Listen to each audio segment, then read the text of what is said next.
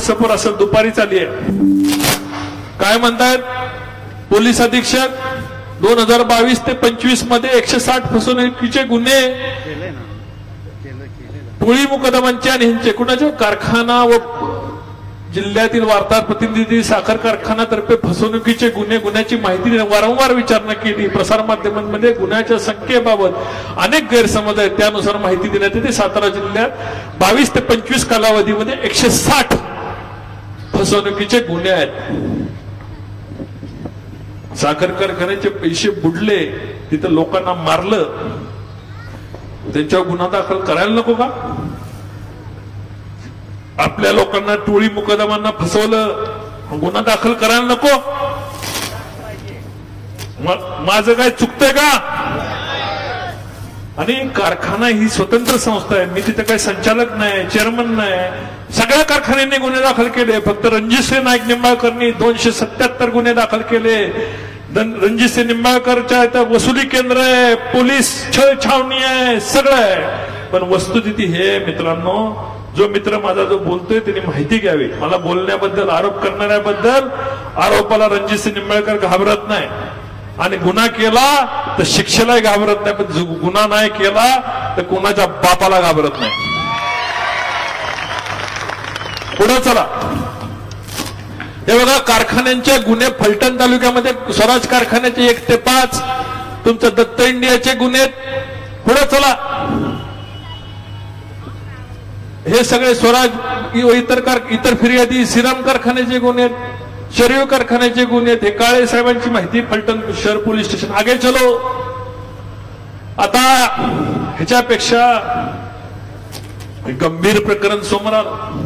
काय प्रकरण समोर आलं?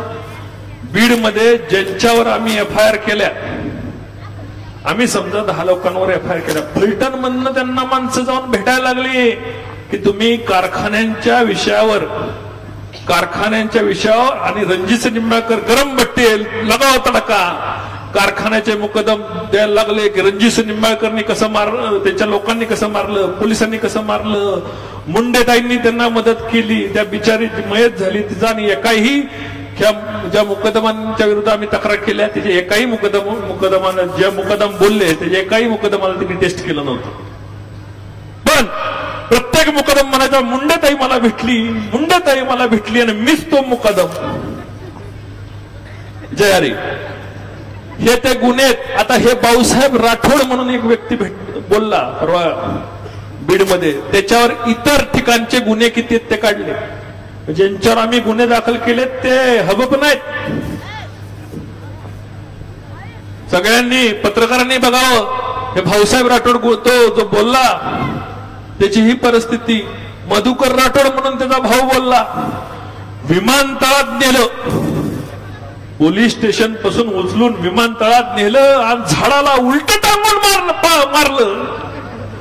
मी 2-3 दिवस झालं पत्रकार परिषद घ्यायला मला उशीर झाला. म्हणजे विमानतळावर झाड शोधत होतो मी, कुठे झाड विमानतळात झाड नाही. आणि ह्या बिन झाडाचा मुकदम उलटा टांगला आणि तो म्हणतो की मला मारलं. अरे वार पट्या. त्या भाऊसाहेबच्यावर किती उभे. शिवाजी करकळ नावाचा एक वयस्कर मुकदम. मी होतो, मला अस्वस्थ वाटायला लागलं, मुंडेताईंनी मला आधार नेला आणि पोलिसांनी मला घेऊन गेले. त्याच्यावर इतर कारखान्यांचे गुन्हे किती तेही बघा. हे सर्टिफिकेट आहेत, तोंडी बोलत नाही, कुणी सह्या केले, रिमांड रिपोर्ट बदले सर्टिफिकेट, याच्या मुंड्यांच्या सह्या नाहीत. बीडकरांना मला तुम्हाला सांगायचंय, मुंडेताईंनी ह्या मुकदमांचा आमचा काय संबंध नाही, त्याच्यावर सह्या केलेल्या नाहीत, मुंडेताईचा काय विषय नाही. तुम्हाला भडकवलं जातंय, तुम्हाला चिडवलं जातंय. आता हे मुकदम का चिडलेत?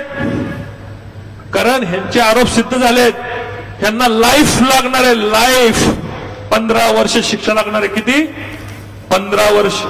मग साहजिक आहे ना, 15 वर्ष शिक्षा लागणार असेल तर आता रेटून खोटं बोलतात. कसं खोटं बोलतात एकदा बघूया आपण. चलो आगे. आता हा व्यक्ती बघा, चालू करा. विमानतळावर नेऊन मला मारणाचं मारलं. आज बी माझा मनका हा काम करीत नाही. कारण का, आता मी कशाने मारा म्हणतो, ते मला झाडाला बांधून वरून खाली मानेवर सोडित होते आणि परत लाता बुक्या काट्या आणि ते ह्याचे मोटरसायकलचे हे होते, शॉकअप होते. अशा पद्धतीने मला मारहाण केली. विमानतळावर झाड शोधून दाखव.